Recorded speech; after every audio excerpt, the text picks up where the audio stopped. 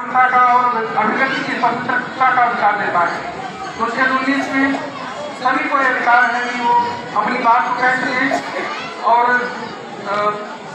कहीं कोई इस पर रोक नहीं है। ये जो संविधान में समाहित किया गया है, ये सनातन धर्म से प्रेरित होकर किया गया है। बहुत सारे इसके प्रावधान में नीति निर्देशक तत्वों में और अच्छा की बात कही गई है।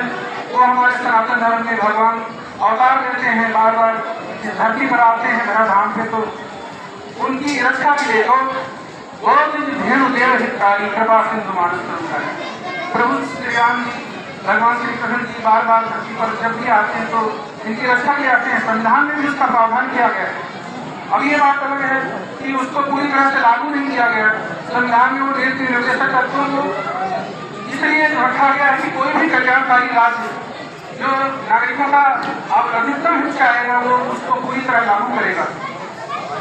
मूल कर्तव्यों में भी बहुत सारी बातें ऐसी हैं जो हमारे सनातन धर्म में इसलिए ओतप्रोत है। सनातन धर्म के ही सारे कर्तव्य जो बचपन से ही सिखाए जाते हैं वो सब मूल कर्तव्य की अधिकारों में एक समाहित है।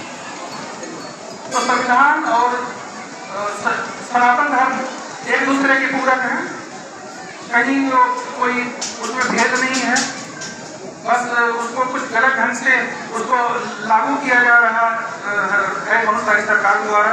पूर्व में उसकी प्रस्तावना में भी संशोधन कर दिया गया जिसको सुप्रीम कोर्ट ने मना किया था। वहाँ धर्मनिरपेक्षता का कोई जगह ही नहीं है। संविधान मूल अधिकार और कर्तव्य देता है, शक्तियों का परिभाषित करता है कि कौन किस शक्ति के साथ कितना उपयोग कर सकता है, लेकिन उसमें कुछ अपने स्वार्थों के कारण संशोधन किए गए हैं। तो उसके अलावा अगर उसको छोड़ दिया जाए तो हमारा संविधान हमारे धर्म के अनुकूल है और हम संविधान निर्माताओं का बहुत आभार प्रकट करते हैं। उन्होंने बहुत कुछ सोच समझ करके ये सब बातों को रखा जिससे हिंदू धर्म में कभी कोई सनातन धर्म में कभी कोई विसंगति ऐसी न आए कि उसको पालन करने में, संविधान को पालन करने में कोई दिक्कत हो।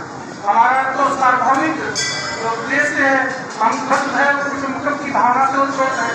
हमारा संविधान भी सबको साथ लेकर चलने की बात करता है, सबके साथ साहित्य के साथ रहता है। उसमें भी ऐसे सारे प्रावधान किए गए हैं जो हमारे सनातन धर्म के ग्रंथों में समाहित है।